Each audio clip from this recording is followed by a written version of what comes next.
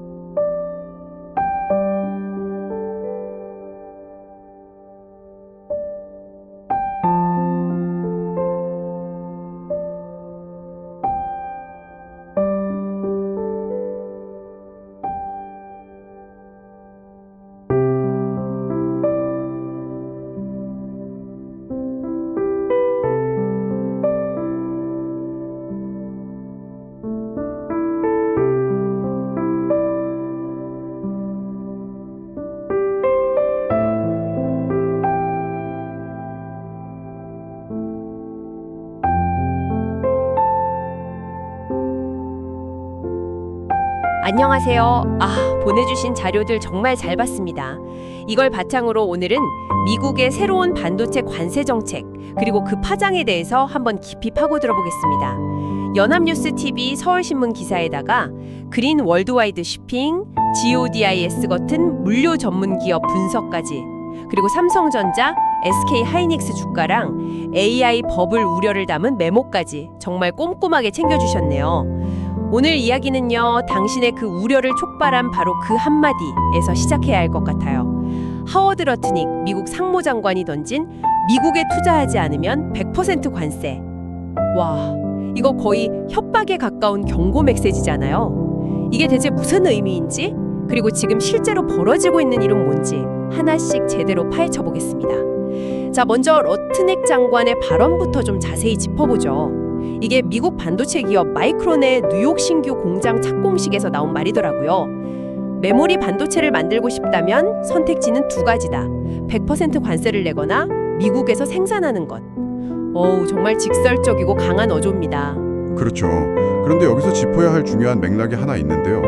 이게 하늘에서 뚝 떨어진 완전히 새로운 위협은 아니거든요. 그런가요? 네. 보내주신 서울신문 기사를 보면 트럼프 행정부가 이미 작년 8월에 모든 수입 반도체에 100% 관세를 물리겠다고 발표한 적이 있어요. 그러다가 전면 도입은 일단 미루고 각 나라랑 개별적으로 협상해서 미국으로 들어오는 반도체 물량을 조절하는 쪽으로 방향을 틀었죠. 아하. 이번 발언은 그 연장선상에서 나온 압박 수위 높이기라고 봐야 합니다. 특히 한국과 대만처럼 반도체를 많이 만드는 나라들한테 우리가 아직 이 카드를 들고 있다고 보여주는 거죠. 타이밍도 정말 절묘하네요. 연합뉴스 TV 기사에서 지적한 것처럼 이 발언이 미국이 대만과의 무역 합의를 막 끝낸 직후에 나왔다는 점이 아주 의미심장합니다. 마치 한국을 콕 집어서 자, 이제 당신 차례야 라고 신호를 보내는 것 같아요. 정확한 지적입니다. 그건 뭐 노골적인 압박이죠. 대만과는 이렇게 합의했으니 한국도 서둘러라 라는 메시지를 시장 전체에 던진 셈이거든요. 알겠습니다. 그러니까 일종의 100% 관세는 일종의 최후 통첩 같은 거였군요. 그렇다면 지금 당장 기업들이 마주하고 있는 현실적인 수치는 어느 정도인가요? 위협이 아닌 현실을 좀 들여다봐야죠. 맞습니다. 현재 실제로 발효된 조치는 바로 무역확장법 232조에 따른 행정명령입니다. 2026년 1월 14일에 발표돼서요. 바로 다음 날인 15일부터 시행에 들어갔어요. 바로요. 핵심은 100%가 아니라 특정 첨단 컴퓨팅 칩이랑 관련 제품에 25%의 추가 관세를 부과한다는 겁니다. 잠깐만요. 무역확장법 232조요. 이름이 좀 생소한데 이게 어떤 법이죠? 그게요. 간단히 말해서 국가 안보를 명분으로 대통령이 수입품에 관세를 부과할 수 있게 하는 일종의 치트키 같은 조항입니다. 치트키요? 네. 보통은 철강이나 자동차 같은 전통산업 보호에 쓰였는데 이걸 AI 시대의 핵심인 첨단 반도체에 적용했다는 것 자체가 미국이 이 문제를 얼마나 심각하게 그리고 전략적으로 보고 있는지 보여주는 대목이죠. 경제 논리가 아니라 안보 논리를 꺼내든 겁니다. 그렇군요. 안보라는 명분 아래서는 뭐든지 할 수 있는 강력한 카드네요. 그런데 여기서 정말 흥미로운 지점은 특정 칩의 기준입니다. 그린 월드와이드 시핑이랑 GODIS 자료를 보니까 무슨 암호 같은 숫자들이 잔뜩 있던데요. 그 숫자들을 외울 필요는 전혀 없고요. 핵심은 이겁니다. 미국 정부가 모든 반도체가 아니라 현재 AI 모델을 훈련하고 구동하는 데 쓰이는 바로 그 고성능 칩들만 핀셋으로 콕 집어냈다는 겁니다. 핀셋 규제군요. 사실상 엔비디아의 최신 GPU나 그와 비슷한 성능을 내는 칩들을 저격한 거죠. 제품명을 직접 쓰면 특정 기업에 대한 무역 보복으로 비판받을 수 있으니까 총 처리 성능, TPP나 D램 대역폭 같은 아주 구체적인 기술 사양으로 기준을 만든 거예요. 규제를 우회하는 아주 영리한 방식이죠. 아하. 그러니까 이런 성능을 내는 칩은 전부 25% 관세 대상이라고 선을 그어버린 거군요. 제품명이 아니라 성능으로요. 와, 정말 교묘하네요. 그렇죠. 그래서 수입업체들은 HTSUS라는 미국 관세분류표상 특정 코드에 해당하는 제품을 들여올 때마다 이게 그 기술 기준에 걸리는지 안 걸리는지를 일일이 확인해야 하는 아주 골치 아픈 상황이 된 겁니다. 25%면 정말 큰 부담인데 그럼 미국으로 반도체를 수출하는 모든 기업이 이 관세를 꼼짝없이 내야 하는 건가요? 아니면 혹시 빠져나갈 구멍이 있나요? 이게 가장 궁금하실 것 같은데요. 물론 예외 조항이 있습니다. 자료들에서 공통적으로 강조하는 최종 사용 목적, 즉 엔드 유즈에 따른 면제 조항이죠. 최종 사용 목적이요? 네. 쉽게 말해서 수입된 반도체가 궁극적으로 미국의 이익이 되는 곳에 쓰인다면 25% 관세를 면제해 주겠다는 겁니다. 미국의 이익이 되는 곳이라면 구체적으로 어떤 경우를 말하는 거죠? 예를 들면 미국 내에 있는 데이터 센터에서 사용되는 경우 혹은 미국 내 R&D 활동에 쓰이는 경우입니다. 또 미국 내에서 제품 수리나 교체용으로 사용되거나 기술 혁신을 이끌 미국 스타트업이 사용하는 경우도 면제 대상에 포함되고요. 흥미로운 건 데이터 센터가 아닌 일반 소비자 가전 제품이나 민간 산업용 그리고 미국 공공부문에서 사용하는 경우도 면제해 준다는 점입니다. 그렇다면 이제 기업들은 단순히 어떤 제품을 수입하는지를 넘어서 그 제품을 누가, 어디에, 왜 사용할 것인지까지 샅샅이 증명해야 한다는 의미군요. 와, 이거 보통 복잡한 일이 아니겠는데요. 정확합니다. 이게 이번 조치의 또 다른 핵심이에요. 단순히 관세 25%를 더 내느냐 마느냐의 문제가 아닙니다. 아, 그런가요? 통관할 때마다 최종 사용 목적을 증명할 서류와 인증 절차를 거쳐야 하니까 기업들의 공급망 관리 부담이 기하급수적으로 늘어난 거죠. 그린 월드와이드 시핑의 분석처럼 이제는 규정 준수를 위해 서류 작업은 물론이고 회사 내 여러 부서가 머리를 맞대고 협력해야 하는 상황이 된 겁니다. 사실상 미국이 자국으로 들어오는 모든 첨단 반도체의 유통 경로를 투명하게 들여다보겠다는 의도도 숨어 있다고 봐야 합니다. 자, 그럼 이런 복잡한 규정 속에서 다른 나라들은 어떻게 대응하고 있는지 봐야 할 텐데 아까 잠시 언급했던 대만 사례로 다시 돌아가 보죠. 미국이 대만과 맺은 합의, 그 내용이 구체적으로 뭔가요? 네, 그 1월 15일에 체결된 미국 대만 무역 합의의 핵심은 GODS랑 연합뉴스 TV 자료에 잘 나와 있듯이 파격적인 당근이라고 요약할 수 있습니다. 파격적인 당근이요? 첫째, 대만산 제품에 대한 미국의 관세를 15%로 제한하고요. 둘째, 이게 정말 중요한데 미국의 반도체 공장을 짓는 대만 기업에게 어마어마한 혜택을 줍니다. 어마어마한 혜택이라면요? 공장을 짓는 기간 동안에는요, 앞으로 지어질 공장의 예상 생산 능력의 최대 2.5배까지 대만산 반도체를 무관세로 수입할 수 있게 해줍니다. 잠깐만요. 다시 한번 짚어보죠. 공장 짓는 동안에 생산 능력의 2.5배까지 무관세라고요? 네, 맞습니다. 그리고 공장이 완공된 후에도 신규 공장 생산 능력의 최대 1.5배까지 무관세 혜택을 계속 주고요. 와, 이건 그냥 혜택이 아니라 거의 대놓고 와서 공장만 지어라. 초기 투자 비용부터 운영 자금까지 우리가 관세 면제로 다 보전해주겠다는 레드카펫 수준 아닙니까? 바로 그겁니다. 이게 핵심이죠. 단순한 무역 합의가 아니라 미국이 돈을 써서라도 반도체 공급망의 제조업 파트를 자국 영토 안으로 끌어들이는 매우 노골적인 산업 정책인 겁니다. 아, 대만은 그 첫 번째 파트너가 된 거고요. 물론 대만도 그 대가로 5억 달러 규모의 투자와 신용 보증을 약속했지만 얻는 것에 비하면 훨씬 적은 비용이죠. 당신 메모에 적어주신 것처럼 이미 삼성과 SK하이닉스도 미국에 대규모 투자를 진행 중이거나 계획하고 있잖아요. 그렇다면 이 대만 사례가 앞으로 있을 한미 협상에서 매우 중요한 기준점이 되겠네요. 맞습니다. 가장 중요한 기준점이자 우리가 반드시 확보해야 할 최소한의 조건이 된 거죠. 하지만 문제는 이 조건이 한국에 자동으로 적용되지 않는다는 점입니다. 아, 그게 문제군요. 네, 서울신문과 연합뉴스TV 보도를 종합해보면 작년 협상에서 우리 정부는 대만보다 불리한 대우를 받지 않는다는 원칙적인 합의만 이끌어냈을 뿐 구체적인 수치나 기준은 전혀 정하지 못했습니다. 그러니까 불확실성이 그대로 남아있는 거네요. 그렇죠. 심지어 서울신문 기사를 보면 미 행정부 당국자가 국가별로 별도의 합의를 진행할 것이라고 못을 박았어요. 한국과는 따로 협상 테이블을 차려서 기준을 정하겠다는 의미를 명확히 한 겁니다. 따라서 우리 협상단의 최우선 과제는 연합뉴스 TV가 지적한 대로 최소한 대만이 받은 2.5배, 1.5배와 같은 수준의 관세 면제 혜택을 확보하는 것이 될 겁니다. 자, 그럼 이 모든 정보를 바탕으로 당신이 메모에 남겨주신 가장 흥미로운 질문으로 넘어가 보죠. 이 모든 상황이 국내 증시, 특히 삼성전자와 SK하이닉스 주가에 미칠 영향과 이게 AI 버블 붕괴의 신호탄은 아닐까라는 근본적인 질문 말입니다. 이 질문이 모든 논의의 핵심을 찌르는 것 같습니다. 어떻게 보시나요? 먼저 주식시장 영향부터 보겠습니다. 100% 관세 위협은 설령 그게 협상용 카드라고 해도 그 자체로 엄청난 불확실성을 만듭니다.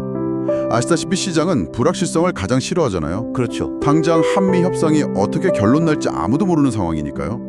대만 수준의 혜택을 받을 수도 있지만 그보다 못한 결과를 얻을 수도 있으니까요. 당신이 예측한 대로 이 불확실성 하나만으로도 단기적으로 삼성전자와 SK하이닉스 주가에는 부정적인 영향을 미칠 가능성이 충분합니다. 주가에 지정학적 리스크라는 무거운 족쇄가 하나 더 채워진 셈이죠. 그렇군요. 협상 결과가 나올 때까지는 계속 주가를 짓누르는 요인이 될 수 있다는 말씀이시네요. 그럼 더 큰 질문. AI 버블 붕괴에 대한 우려는 어떻게 봐야 할까요? 저도 자료들을 보면서 이 부분이 가장 궁금했습니다. 이 사안을 더 큰 그림에서 봐야 합니다. 이건 단순한 무역 분쟁이 아니에요. 미국이 계속해서 내세우는 명분, 국가 안보라는 키워드를 다시 한번 떠올려야 합니다.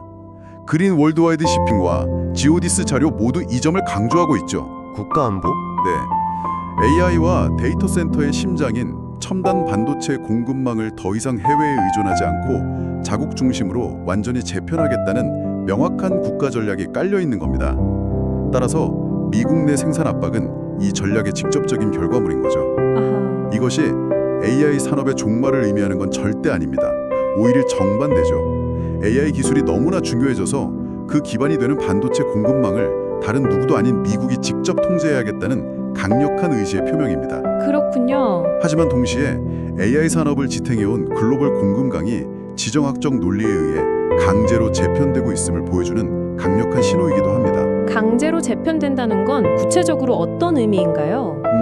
비유하자면 AI라는 거대한 파티에 입장료가 비싸졌다고 보는 게 맞습니다. 입장료가 비싸졌다? 네, 지금까지는 전 세계에서 가장 효율적이고 저렴하게 칩을 만들 수 있는 곳에서 부품을 조달해서 비교적 값싸게 파티를 즐겼다면 이제는 미국이라는 지정된 장소에서 미국이 정한 규칙에 따라 파티를 열어야 해서 모든 비용이 올라가는 거죠. 아하. 기존의 효율적인 글로벌 공급망에 마찰과 비용이 추가되는 겁니다. 파티는 계속되겠지만 파티를 여는 방식과 비용 구조가 완전히 바뀌는 겁니다. 당신의 우려는 이 비용 증가와 구조 변화가 현재 AI 기업들의 어마어마한 시장 가치에 제대로 반영되어 있는지에 대한 아주 합리적인 질문이라고 할 수 있습니다. 정리가 되네요. 100% 관세는 협상을 유리하게 이끌기 위한 강력한 위협 카드이고 실제로는 특정 고성능 칩에 대한 25% 관세가 여러 예외 조항과 함께 시행되고 있다. 그리고 최근의 미국 대만 합의는 앞으로 있을 한미 협상에 매우 중요한 기준점이자 우리가 넘어야 할 허들이 될 것이다. 그리고 AI 버블에 대한 당신의 질문에 대한 답을 요약하자면 AI에 대한 수요가 사라지는 버블 붕괴라기보다는요. 그 수요를 뒷받침하는 글로벌 공급망이 지정학적 논리에 따라 공격적으로 재편되면서 산업 전체의 비용 구조와 리스크가 근본적으로 바뀌고 있다는 신호로 해석하는 것이 더 정확합니다. 마지막으로 생각해볼 만한 질문을 하나 던지면서 마무리하겠습니다. 보내주신 자료들 한편에 이런 내용이 있더군요. 미국 대통령이 가공된 핵심 광물, Processed Critical Minerals에 대해서도 국가안보를 이유로 새로운 무역 협상을 지시했다는 내용입니다. 반도체와 배터리 같은 첨단 기술의 가장 근본적인 원재료인 이 광물 분야에서도 지금 우리가 반도체에서 보고 있는 것과 똑같은 전략이 그대로 적용된다면 앞으로 글로벌 기술 공급망 전체는 어떤 모습으로 바뀌게 될까요?